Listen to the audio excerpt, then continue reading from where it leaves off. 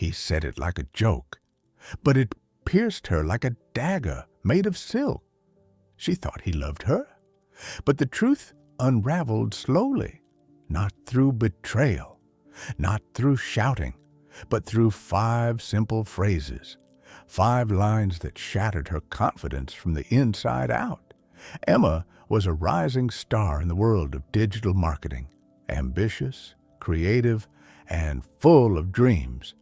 She met Ryan at a business conference. He was charming, confident, and had a way of wrapping women around his words. What began as a fairy tale slowly became a silk trap, soft at first, until it strangled her dreams, one thread at a time. "You're just too sensitive." One night, while preparing a pitch for an important client, Ryan canceled on her. Again, 3rd time that week. No apology. When she expressed her disappointment, he laughed. "Oh, why are you so dramatic? You're like a little girl. Is this really that big of a deal?" She felt insulted, but started to doubt herself. Am I just being too much? Hidden truth. Toxic relationships don't always yell. Sometimes they quietly drain your creative energy. Emma started missing deadlines. Her spark began to fade. "I'm just being honest, that's all." When she wore a new dress to dinner, excited to show it off, he looked her up and down and said, "That color really highlights your flaws. But hey, I love you for your authenticity." She blushed in embarrassment. Then he added, "No one tells you the truth like I do." "You're welcome." Hidden truth. Emotional manipulation doesn't scream. It whispers doubts. Emma started avoiding meetings, fearing judgment. "Why are you trying to control me?" When she asked him not to smoke around her due to her asthma, he snapped, "What's next? You're my mom now. You're suffocating me." She was only asking for a boundary to protect her health, but he made her feel like a dictator. Hidden truth. If you don't protect your space in love, you'll lose it in work too. She turned down offers she loved, afraid he'd feel neglected. "You've changed. You're not the girl I fell for." When she finally started speaking up and demanding respect, Ryan gave her a sad, almost nostalgic look. "You were so amazing when you didn't question everything." In that moment, she didn't just hear his voice. She heard an old voice from deep within whisper, "Don't ruin it. Don't be too much." But this time, she said, "No, I won't be the shadow in this relationship or in my life." That's when she realized he didn't love her.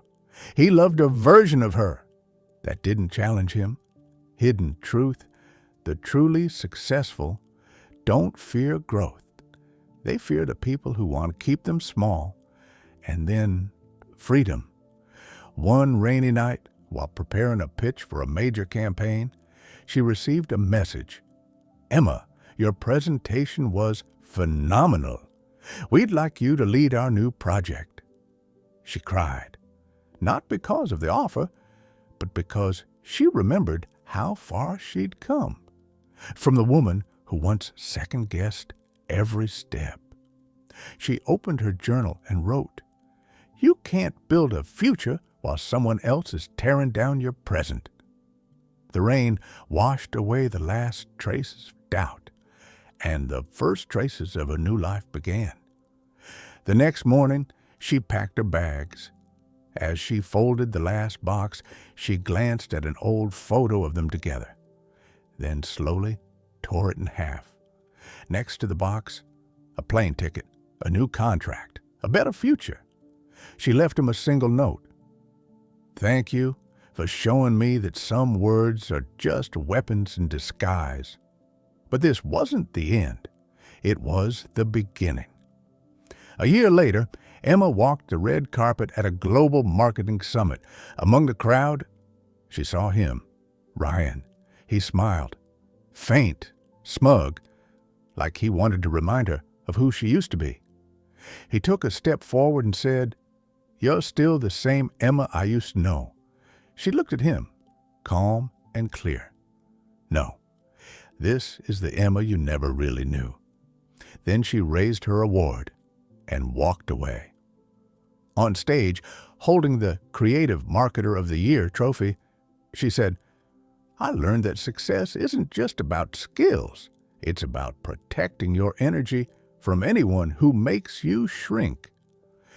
Choose people who celebrate your growth, not punish it. If this story echoes in your bones, maybe it's not Emma's story you heard.